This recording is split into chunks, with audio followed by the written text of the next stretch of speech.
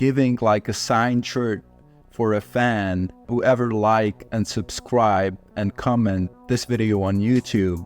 Subscribe, like, and comment to get your free signed t-shirt by the one and only Spencer. And I just compare like Sagesse with a Riyadi, right?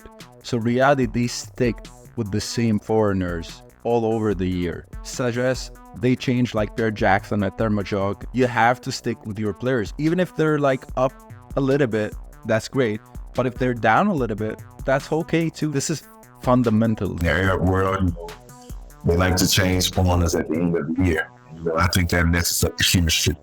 I think the team that really stick with their guns, Riyadi is good for that. They stick with their players. Are you playing more than 30 plus minutes a game? 40 minutes. Wow. 40 minutes every game. Who's the best Lebanese player you played with in your time in Lebanon? I would say Fadi is probably the best player that played on my team. Can you put Fadi in the top 5 best players you played with? That's a tough one, man. But there's also something we were talking about yesterday. We were chatting and saying about the fans, and I told you like, who's the most craziest fans? And you told me Al Karama. Is that right? I want to know why. They're right there. They're right there. Like, they are right behind you. They're right on the floor. Ismael Ahmad still playing in Lebanon, and he's 47. He's still playing, man. Like, this guy is ridiculous. Right. Like, I don't know how. Because he's smart. Yeah, right. Oh, he's a smart player. Oh, he doesn't do what he can't do. He has a great IQ. His IQ for the game is like none other, like second to none. If you don't have to put forth the energy that you used to put forth as a youngster. When you were 22, 23, 24, but yet you can still make the same impact, if not greater. And I was just like, wow. Yeah, keep going. That was a gunshot. That was a gunshot? Yeah. Wow. That's another thing. Guys, be careful. Oh, God. When you travel in these countries.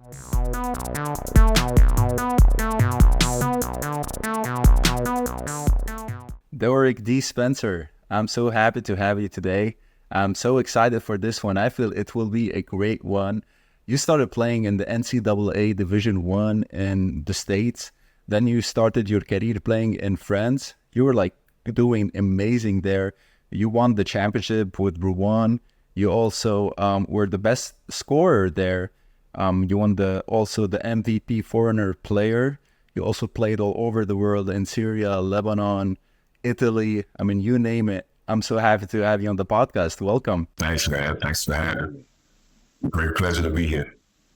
One thing I think about your career and how are you still doing it at 41 years playing and 19 years playing in the league, and you're still performing that well. I mean, this is crazy good. You're scoring 39 points per game in Syria. How do you do it? It's just a blessing. I've been blessed and fortunate, to play this many years. God has blessed me to play a long time. I felt like this is my passion. Something that I've always loved to do. And I feel like, when you love something, you feel like you can do it until whenever, until you don't love it anymore. So at this point, I still love it. I mean, it still brings me joy. So I still try to get out there and do what I can do. You don't get bored playing?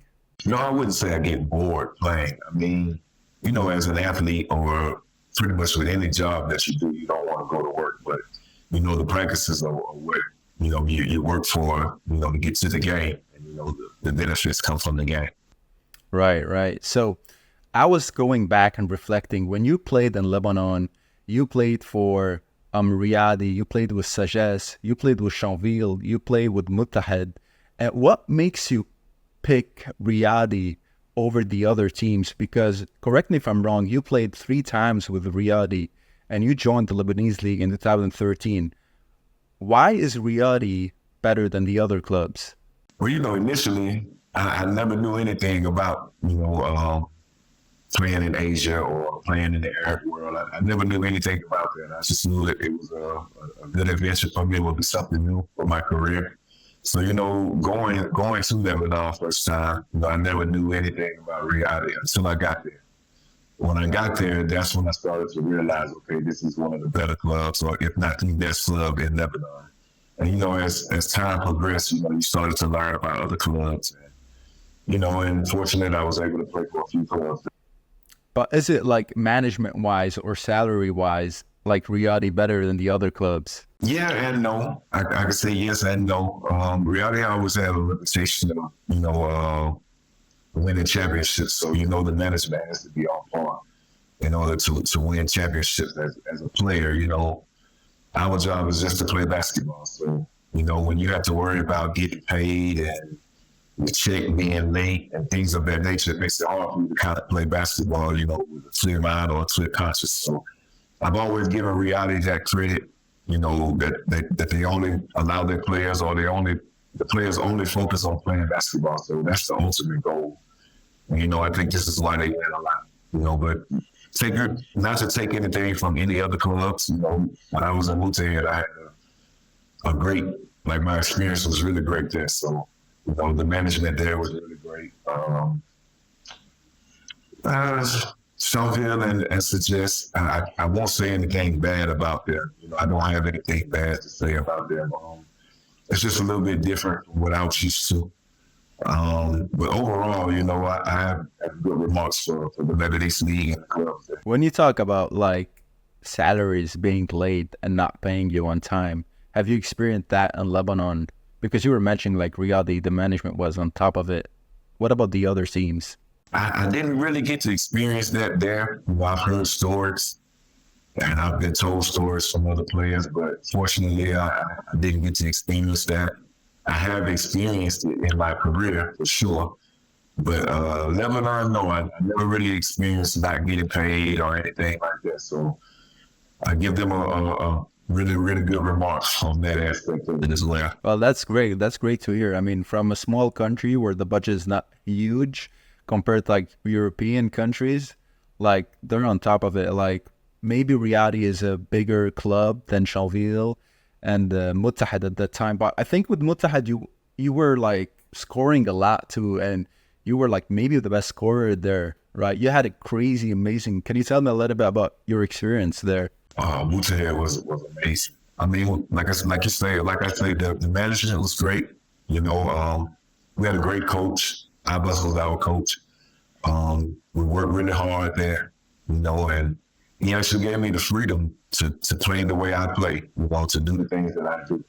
So I was able to, just really relax, and play the game of basketball, with a passion. It's something that, I've always grown up, doing. So I was able to just continue it and just play with nothing on my mind. And what about playing in Lebanon? And you played in an era where the golden era of Lebanon. Who's the best Lebanese player you played with in your time in Lebanon? I would say Fadi is probably the best player that played on my team, but there's a lot of talent. Amir Saoud has a lot of talent. I played with Well, RG. I played with all of those guys, so I saw a lot of talent there. Fadi was the only one that I really saw that, he did what he did outside of Lebanon as well. These other guys, they were young, and their time was going to come.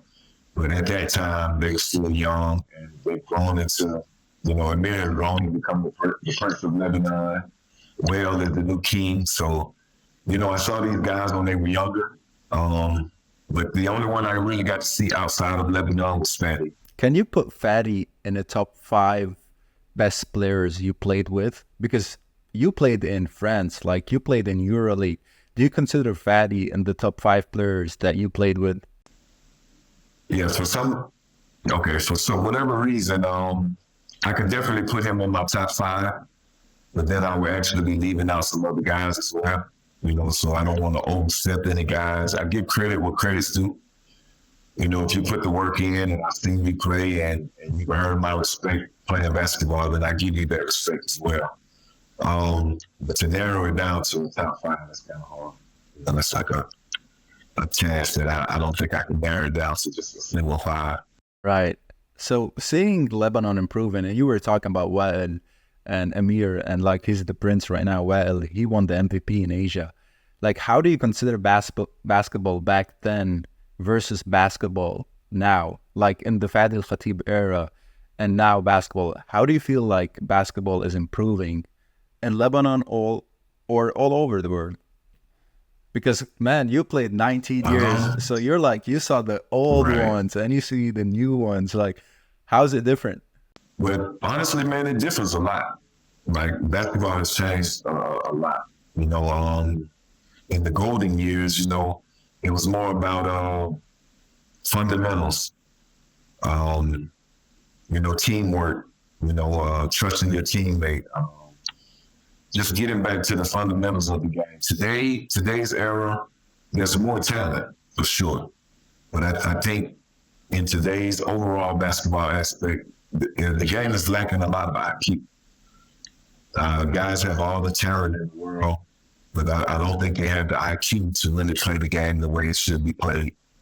You know, I think, honestly, just from my experience, it's more of a league game. You know, it's not about a team aspect anymore.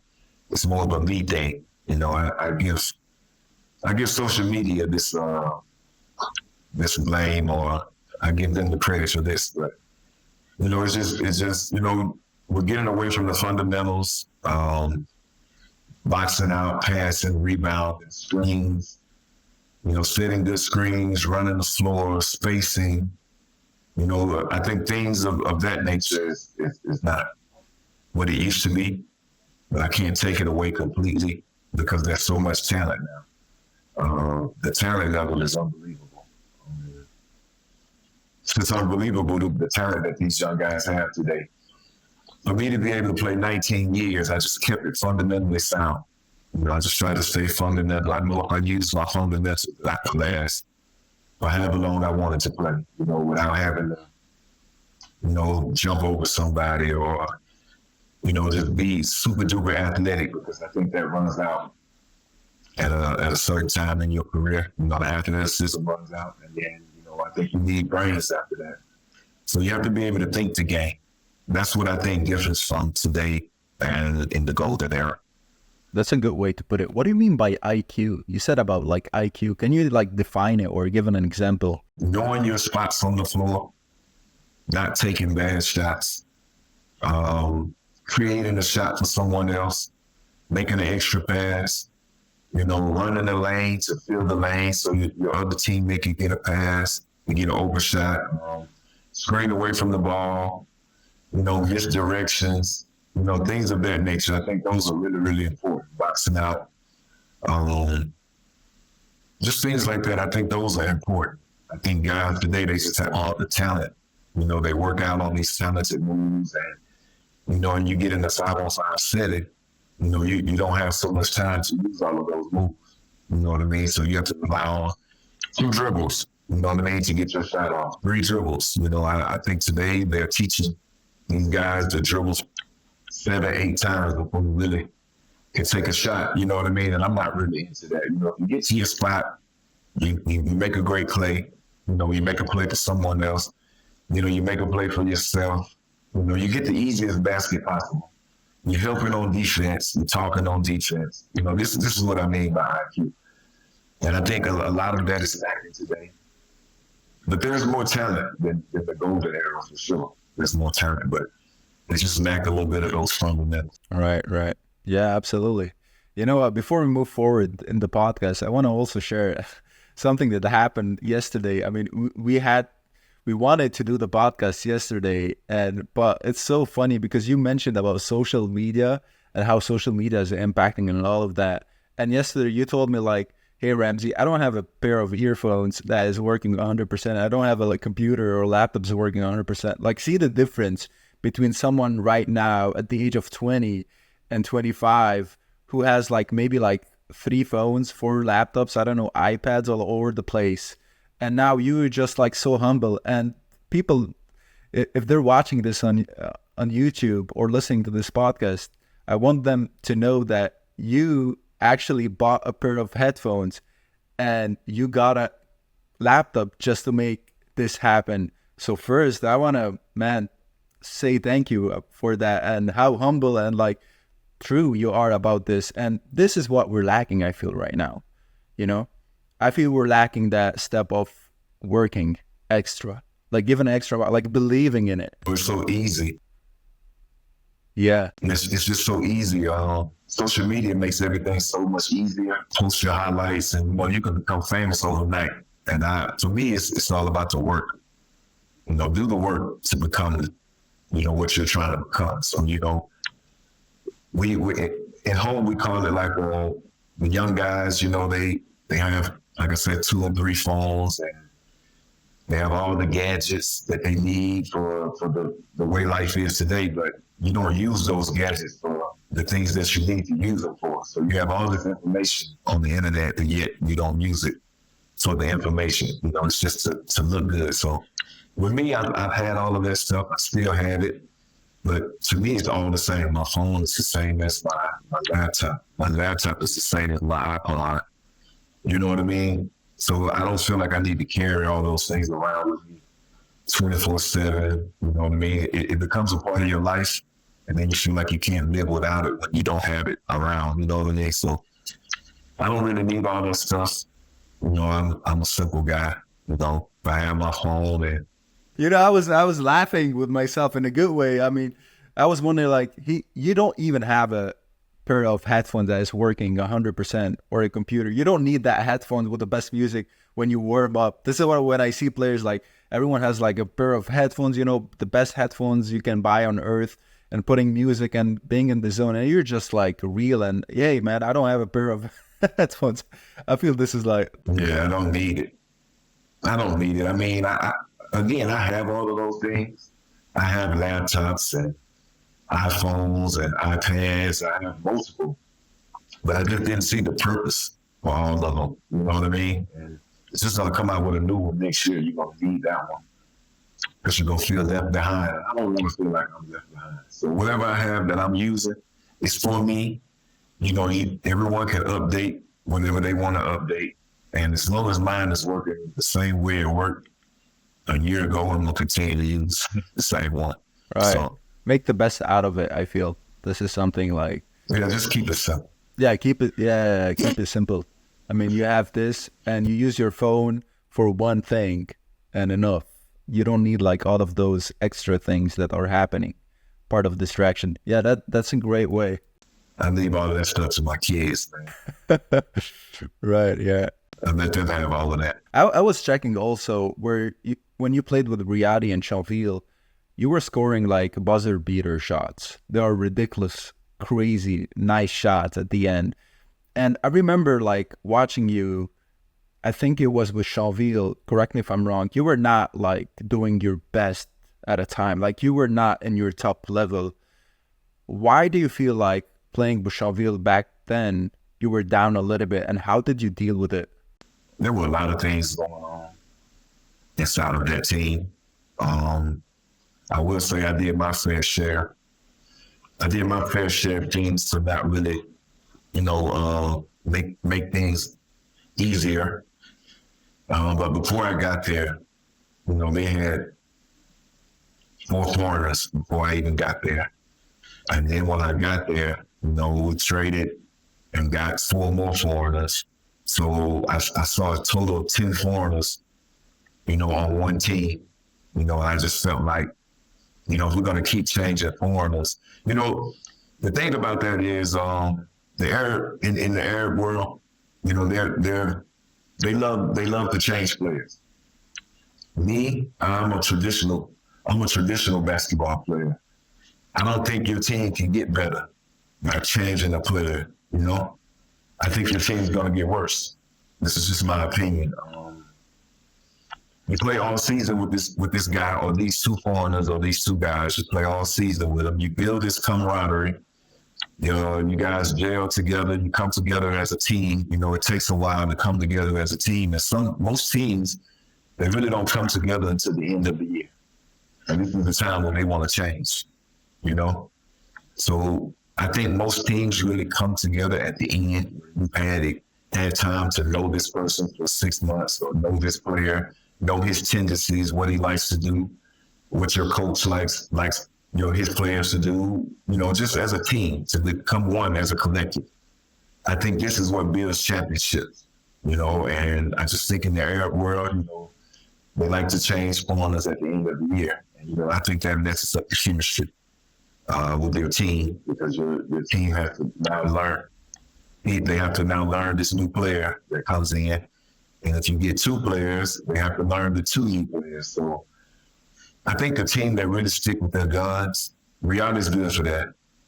They stick with their players, throughout the end. And I think that's why they're so successful the past 10, 15 years. That's what I've seen. So I just think, not changing so much, But my year in champville, I think that was a part of the problem, changing. So I had to learn new players and different things of that nature.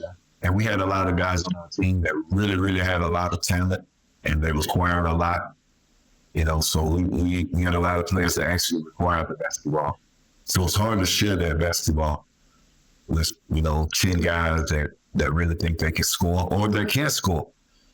I felt like I could score, but I also felt like I had another player on my team that he could do just as well as I could. So I wanted to get them the ball. So, I kind of pushed my scoring back a little bit to better the team. And in return, this is kind of like a backfire on me. So, you live and you learn. I know now to just go in and do my job. Whatever happens. At least you'll need to say, you put forth your best effort. And I gave you all that I had. I gave you 110% of me. Whether it was good or bad, I gave you 110% of me. This is so true what you're saying. I mean, I just watched the league right now in Lebanon this year, and I just compare like Sagesse with a Riyadi, right? So Riyadi, they stick with the same foreigners all over the year. And Sagesse, they change a lot of foreigners. And I'm not against Riyadi or with Sagesse. From an objective point of view, you have to stick with your players. Even if they're like up a little bit, that's great. But if they're down a little bit, that's okay too. Just stick with them. I mean, Sagesse, they changed like Pierre Jackson at Thermojok and different ones, and I believe like stick with your players, like you're saying, because that will create instability in the team. I mean, a lot of people won't like what I'm saying, but I feel that's basic. This is fundamental. There's a lot of details in it, like contract and, communication, coach, player, approach. I'm not saying like, even if a player like messed up completely, you should like send him home or like keep him. But there's like a balance in between. And I feel this is misleading. However, you traveled a lot and you were changing a lot. How do you adapt to that? I mean, you didn't like stay for like 10 years in a place and then you changed. I don't know. I think it became a way of life to me. I'm so used to it now.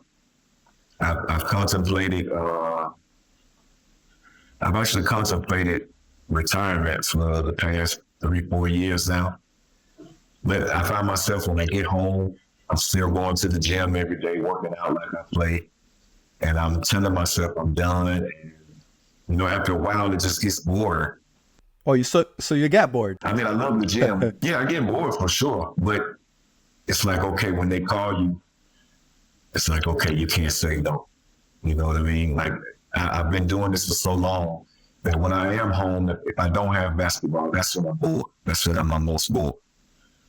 So I spend most of my time in the gym anyway. So retirement was kind of like, you're in the gym anyway, so why not go see if you can help a team or, further your career as far as you can go. And so that's what I've been doing the past 5 years. And I actually planned on retirement 5 years ago. But just every year I get a call and I'm still playing and I still feel like I can play at a high level.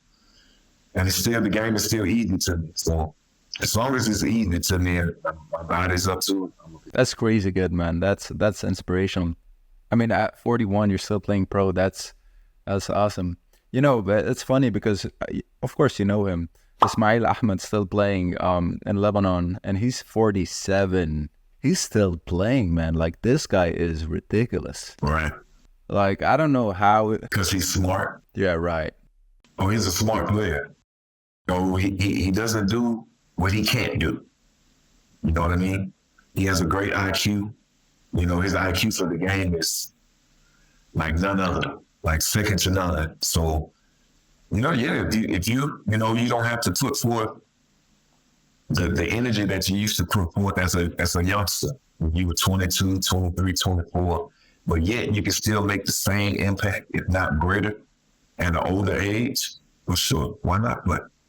And I think he's done that. You know, I caught him in Egypt for 2 years, and when I first saw him in Egypt, I'm like, wow, he's Egyptian, so yeah, he went home to play, and I was just like, wow. Like, this guy's still playing. He inspired me to really, you know, continue to keep going to play. To let me know, you know, if you do the right things and play the game the right way, you could place it 47, 48, which I will not. But it's possible. Yeah, that's a good way. Yeah, he's smart. That's the word, like smart. Using your body, knowing what you can do and what you can do. You feel like there's stuff you cannot do, you know? Like, I cannot sprint like the other guy is doing, maybe. Or what's your, like, how much time you're playing now in Syria? Like, are you playing more than 30 plus minutes a game? 40 minutes. Wow. 40 minutes every game. You don't feel like you're at risk to do, like, I mean, I'm not saying that that's going to happen, but like an Achilles tendon there or like an ACL or something, how do you feel like your body, how confident are you with your body? I'm really confident in my body. I'm knock on wood. I haven't had any major injuries. I've had one, couple of broken fingers, one serious injury. I wouldn't say major. I was back. I was told I would be out 6 months, but I was back in 3 months, you know, with proper rehab and, you know, just working on myself. I was back in 3 months. But no, when I play, you know, like I said, I try to play the game fundamentally sound. You know, if you play it the right way, I think it lessens your chance of injury. I work on my body. You know, I try to stay in the gym, the weight room, at least three or four times a week. You know, I try to do that.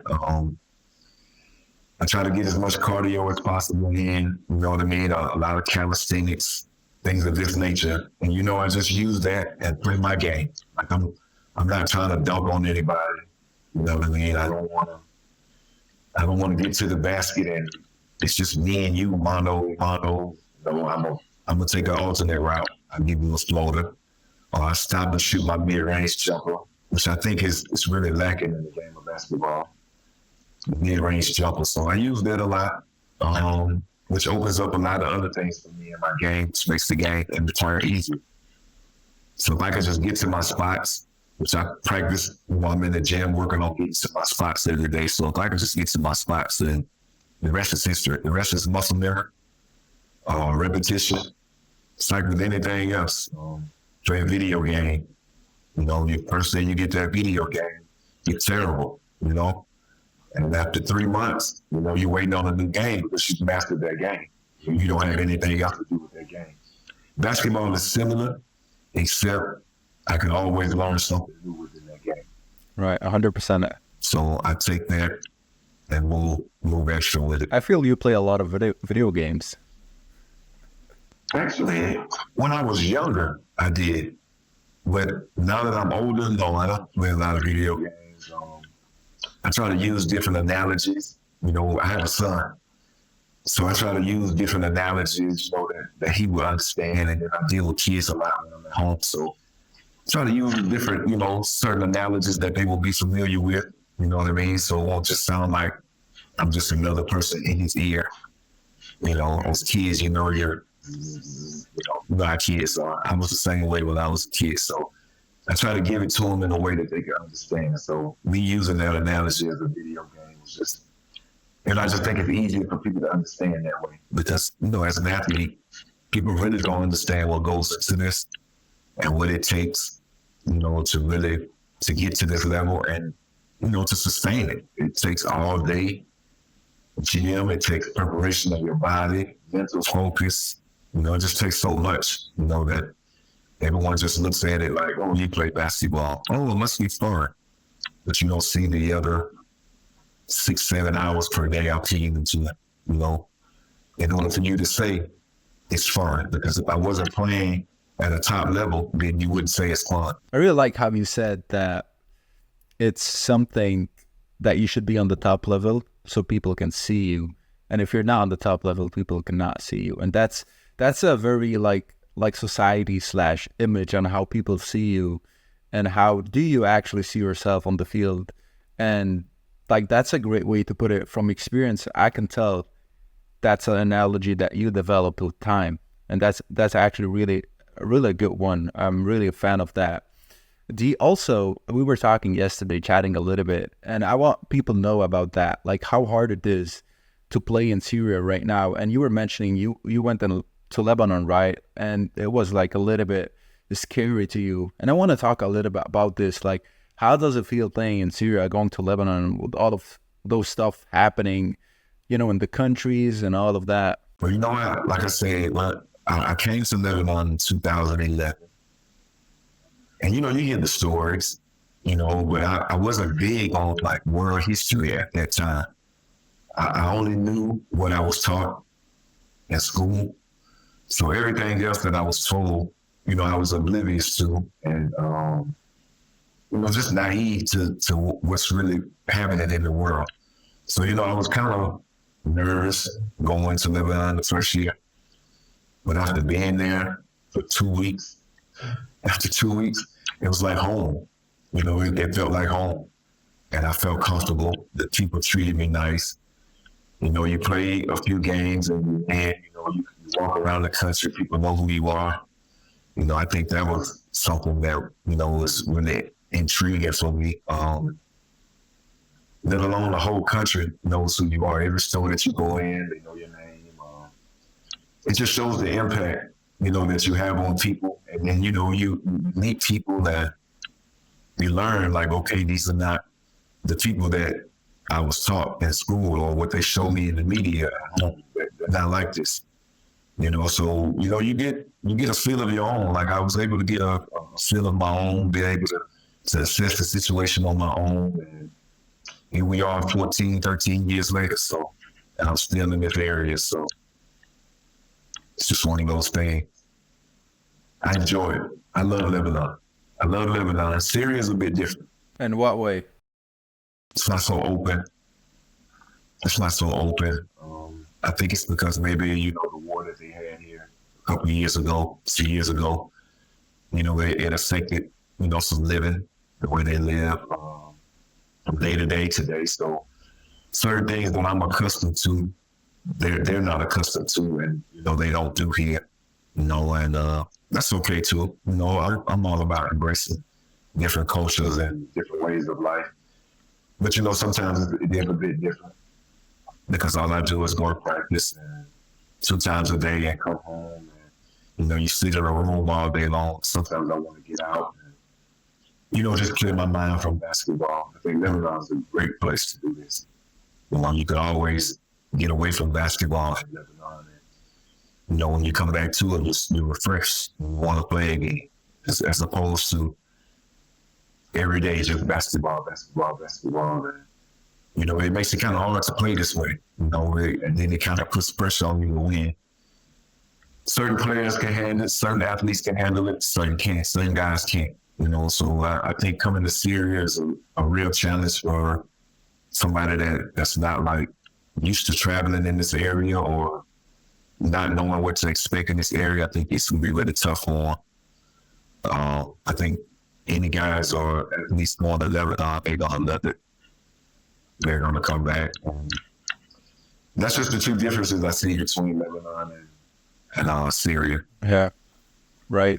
Lebanon's just more open. You mentioned that Lebanon felt like home, and you traveled, all over the world and played basketball. What country or what club made you feel like home? Like, this is a place where I can play forever. This is the place where I can stick to it, and this is the best basketball. By far, the best basketball that I see or played myself was in France. That's like by far the best basketball that I played. When you travel like I do and you play in different countries like I have, everything is important. So everything is important. From the food that you eat, to places you can go to shop, bars or not necessarily bars, but drink, yeah, bars, restaurants, just different atmosphere. You know, if you want to get away from basketball to hang out a little bit, I like France for that. You know, it was more of my culture. I was surrounded a little bit more by my culture. You know, it was just, I don't know, basketball, that was just, I don't know, it made me play at the top level, the highest level that I could possibly play at. I think I reached that level at France. Just IQ-wise, teammate-wise, coaching-wise, off the court, basketball, everything off the court, from food to just living space, or you know, just things that I needed. You know, I had my family there, so that helped a lot. And you know, I was able to play basketball freely. So I would say France. So I was checking also France. I will put it here somewhere in the video. Like, first, they put an article about you that you were the magician there with the Rouen team. And then, correct me if I'm wrong, I think you left there and then came back. And then they made like a board for you of appreciation. Like, that was really good. Can you tell me a little bit about it? Again, I just had an amazing time in France. You know, they just made it easy for me to play. I had a coach. He allowed me to play my game. You know, he surrounded me with guys that knew how to play the game. They knew their roles. And, you know, I was able to get the championship there in Rouen the second year. And we were actually able to win everything that year. And, you know, I left and went to Italy for a year. That was a great experience. It's a little bit different, but it was a nice experience. And I felt at home, so I felt like it was time for me to come back to France, and we did it again, you know, and we just did the same thing I did my first 2 years in France, and we were able to duplicate it again. It was a blessing. 4.5 years that I spent in France are probably some of my fondest memories. Just everything overall, off the court, on the court, people, coaches, management, you know, everything was just, you know, the way it should be. And, you know, you can get the best out of me, or you can get the best out of your players, you know, when everything is just, you know, run smoothly for you. All you have to do is just play ball. So I love France for that alone. So you played in France, went to Italy, came back to France. At this point, why not trying to make it back to the States and trying to play in the NBA or something close to the NBA? Because going back to your history, and I mentioned that at the start, you played in the NCAA Division I, which is the highest league in the States. By why not trying to make it to the NBA? Like at that time, like you were able to play on that level, the NBA? You know, I think as human beings, we all make mistakes. You know, we all have trials and tribulations that we go through in our lives. We all have adversity that we have to overcome. You know, we all make decisions that, you know, in hindsight, you know, it's always 2020, so we always look back and say, okay, I should have made this decision. But yeah, I had the chance, I had the opportunities. I think like I made some decisions that didn't really benefit me in aspect of making it to the NBA. So I made some decisions that really stopped me from going, and also just surrounding myself, or you know, with people that I think could take me to that next level. I think I should have surrounded myself with people that could have taken me to that next level. You know, give me the contacts that I needed. You know, just things that I needed that I didn't see coming up. You know, when I was younger, you know, where I come from, we didn't see too many NBA players in my neighborhood, or where I come from, there weren't a lot of them. So it just wasn't a realistic thing. You know, it just wasn't something that was realistic to me. You know, even though I fought for this dream every day, I still felt like it wasn't realistic because I had never seen it. And so I made some decisions that, you know, that really stopped me.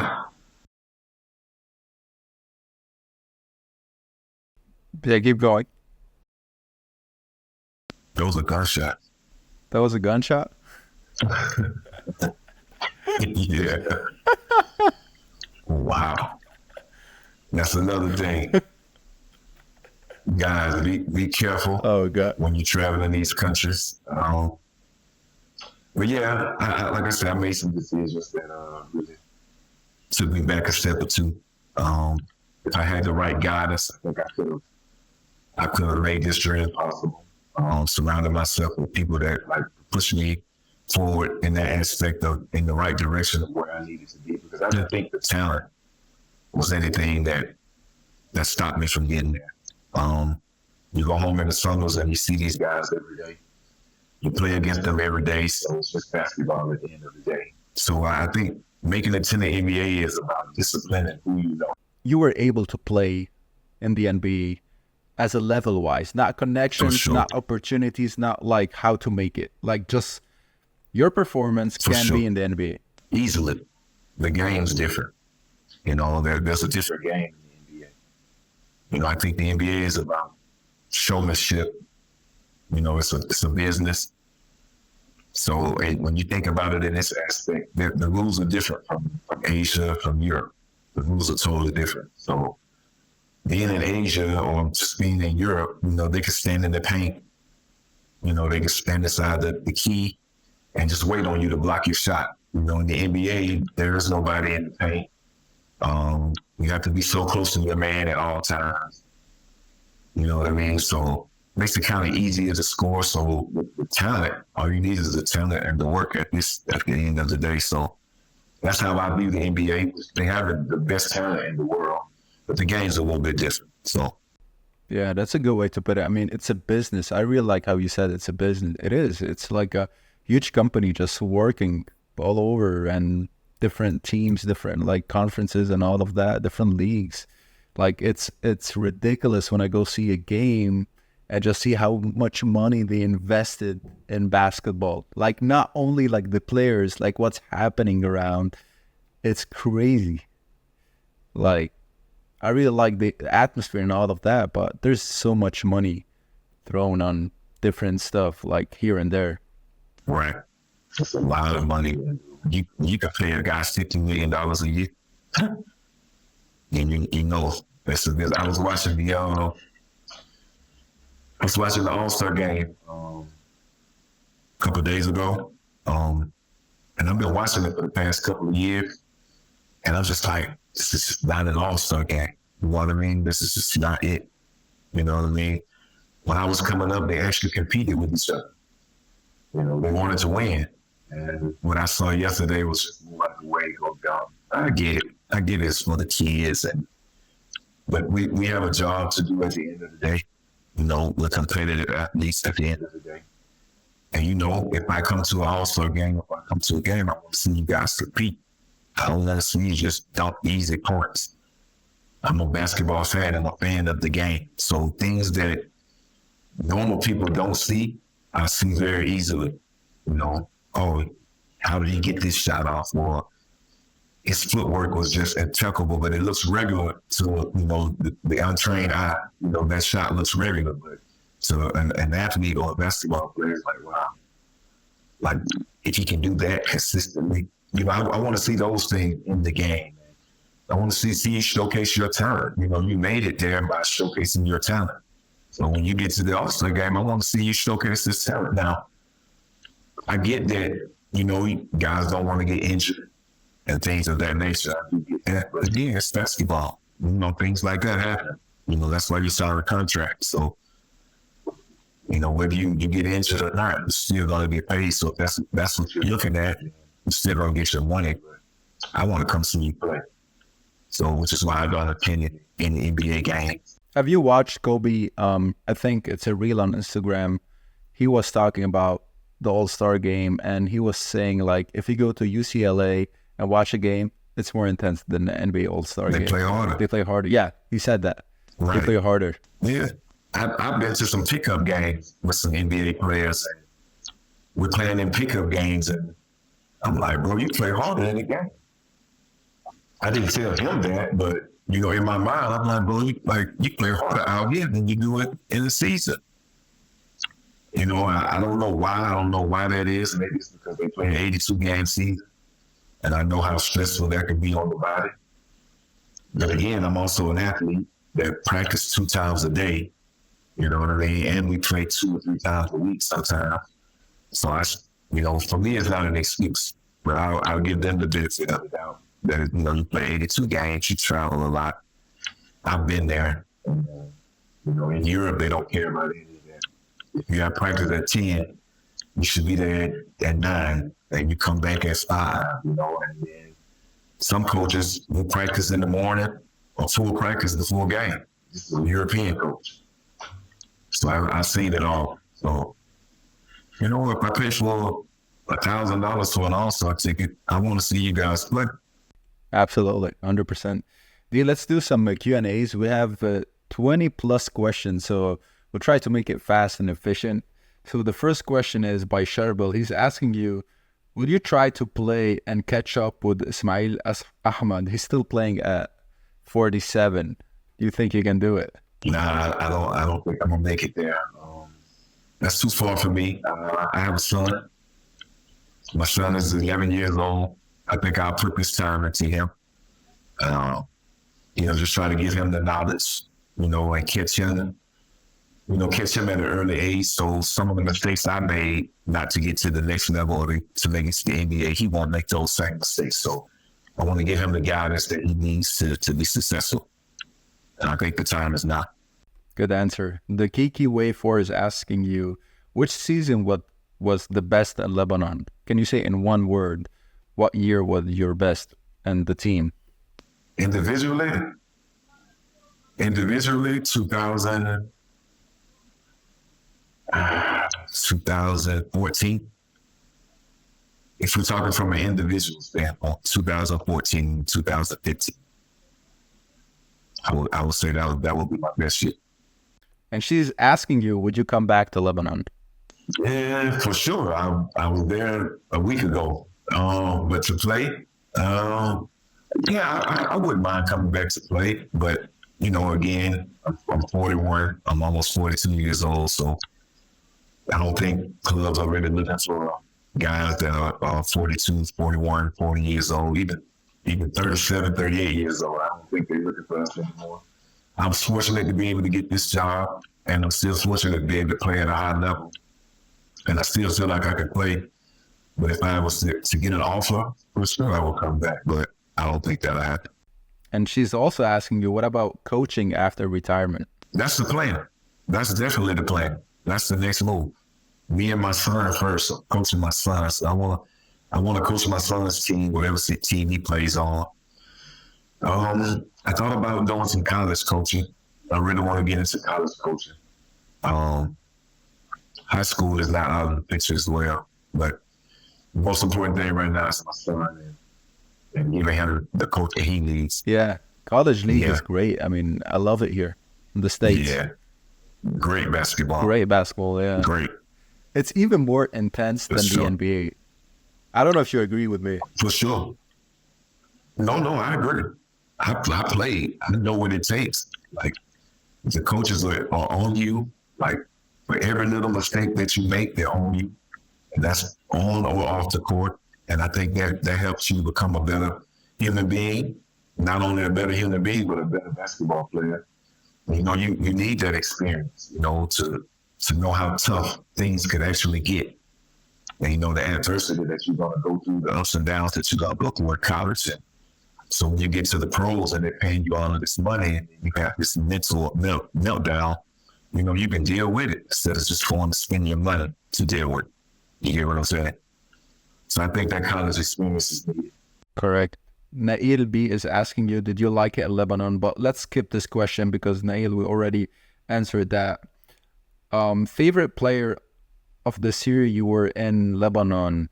Rudy Saya is asking you, I think he meant, who's your favorite playoff series when you were in Lebanon? Playoff series. I enjoyed working in Moutahed. I enjoyed the champville. I enjoyed the champville series. I also enjoyed when I was with Riyadi, I enjoyed the Sagesse series. And I also got some enjoyment from what I played with Sagesse with the Riyadi series. It was just great competition. We ended up taking the short end of the stick, but it was high intensity basketball. You had to be ready to play every night. So those are the three that sticks out to me. All right. Hamza Tara is asking you, do you want to play in Egypt again? No. That's a strict no. No, short answer, no. All right. Yeah, short and sweet. Okay. No. Ihab is asking you, will you continue with Al Karama Club? Who knows? No, I don't know what the future can hold. Like I said, 5 years ago, I planned on retiring. And I've been getting a call every year for 5 years, and I've been coming back. So who knows? Only God knows what's the next step from here. I'm just enjoying it right now.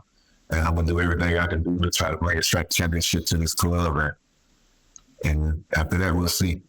All right. Off-Y is asking you, do you prefer playing as a point guard or shooting guard? That's a great question. I grew up all my life as a point guard. Around high school, maybe when I was about 16, 17 years old, I learned how to shoot. So when I learned how to shoot, we were lacking shooters. So I was moved to the 2 position, and I mastered this 2 position from the age of 17 to about 30, 35. I mastered the 2 guard position. So it became normal to me. And then the last 6, 7 years, I had to switch back to the point guard position with the scorer's mentality.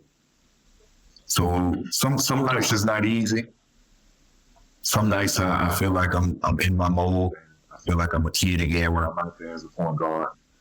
But I have noticed that as a point guard, it requires much more of me physically, as opposed to being a 2 guard and, just not having that. It's not about handling the ball. It's about, honestly, it's on the defensive end to be able to pick a guy up from 94 feet. I've never been that player. I've never been an actual on-ball defender. I like playing passing lanes and, playing in this nature. As a point guard, you really don't get the luxury. You can, but you spend so much energy pressuring the ball handler, that, you're kind of tired for playing, in the passing lanes and things of that nature. So I save my energy and I conserve it for the passing lanes. Jalal, we also answered your question, so I'm going to skip it. Brian Taylor is telling you Garros de Lara. Is that a team you played with? Venezuela. Okay, he's not mentioning anything. He just said this name, so I don't know what you mean, Brian, but yeah. And shout out to all my fans in Barquisimeto. In Venezuela, right? In Venezuela. Yeah, great fans.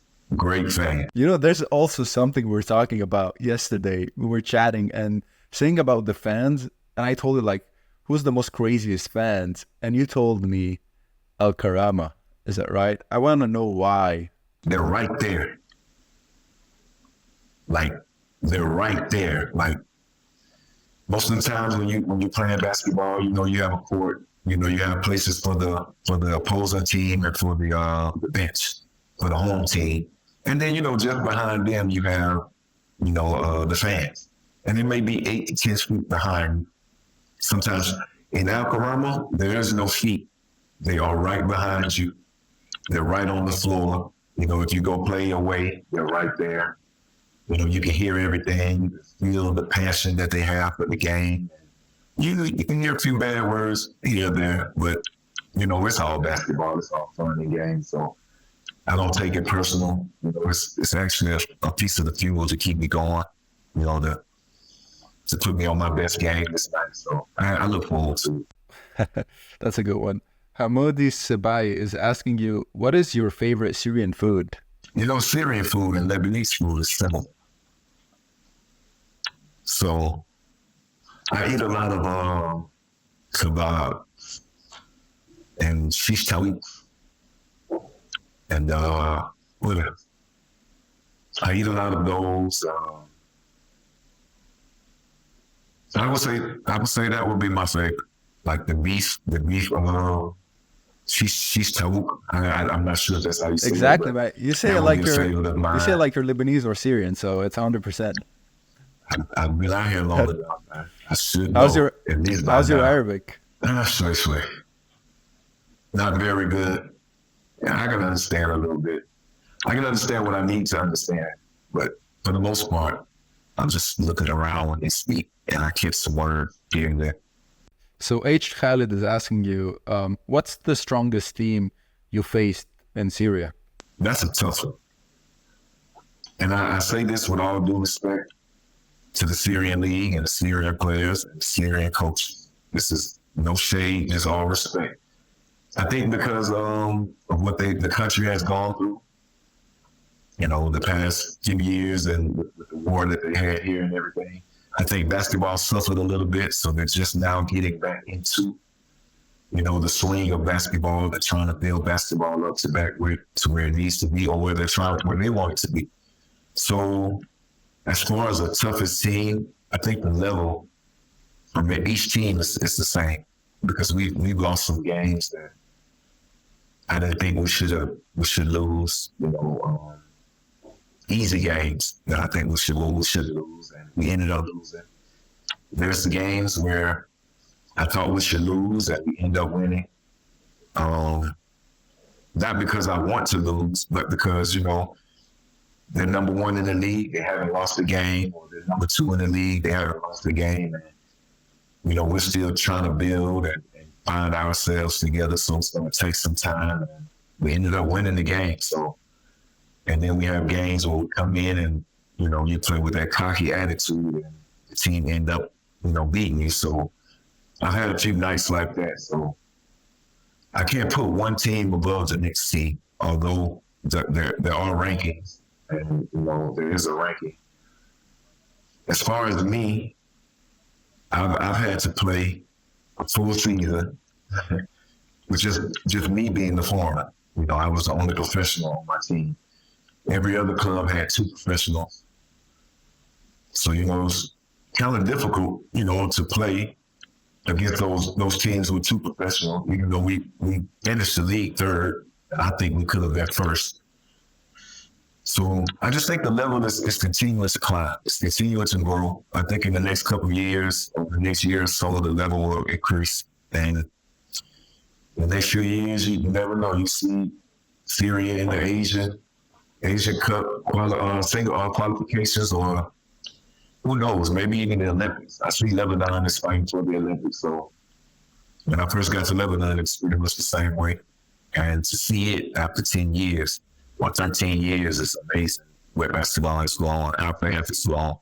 So some also users are telling you, like, I don't know how you spell this username, but it's Laith Dax. He's telling you you're a legendary player. He loves you a lot. And another person is asking you, are you staying with the Final 4 and 6? I'm trying. I mean, I came here to win. First, before I answer your question, thank you. I really appreciate that. That means a lot. I do play the game to be recognized a little bit for the hard work that I put in. So it's great to see, when your hard work is being recognized. But yeah, again, I came here to win. I don't think, as I spoke about earlier, I don't think changing a foreigner within your team, which is honestly, it's the club's decision. But as far as me personally, I built something with this team. We've gone through a lot. I don't feel like I want to give it to someone else to come in and take it from me. That he didn't deserve it, he didn't earn it. You know what I mean? I spent a whole 6 months here, and basketball was my life. So, to let someone else come in to finish what I started, no, I'm not. I don't think I want that to happen, but again, it's not my decision. But I would love to stay here and for the Final 6 and Final 4. I love that. I love that decision. Yeah. I love that. I love that mentality, staying, fixing your goals and want to achieve them from the start to the end. That's very impressive. You don't want to hop from a spot to another. You just want to stick and do your job. That's a great way to put it. I love that. from someone who has a lot of experience. That's great. Every podcast at the end, I like to do giveaways. I would love to do a giveaway, which is giving like a signed shirt for a fan, whoever like and subscribe and comment to this video on YouTube. You know what? You have to say it so they can listen to you more than I do because you're giving the shirt.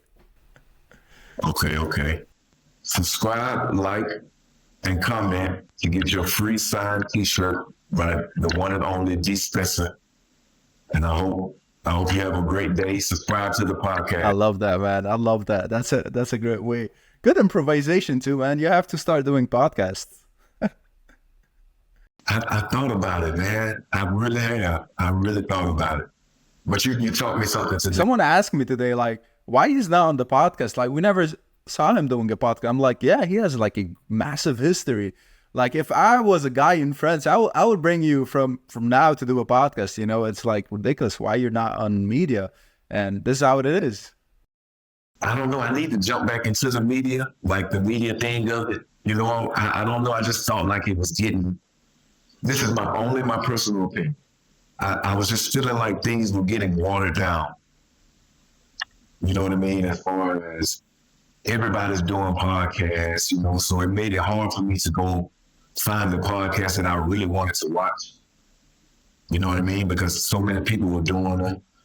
It's just so many outlets now. But the more I look at it and the more, you know, I check out different podcasts, and as for this one being the first ever for me, I really enjoyed it. I wouldn't mind sitting here and talking about basketball all day long or just life in general. So it's something that I'm going to think about. You taught me something today, the things that we went through to kind of hook myself up over here. So I'm learning. Now I'm going to keep it in mind for sure. Right. That's awesome. Yeah. I mean, it was a pleasure talking to you. Great guy, great personality, and best of luck, man. And if you need anything, you know, just reach out. And yeah, it was great talking to you. I appreciate you having me. Thank you, man. That means a lot. Absolutely. My pleasure.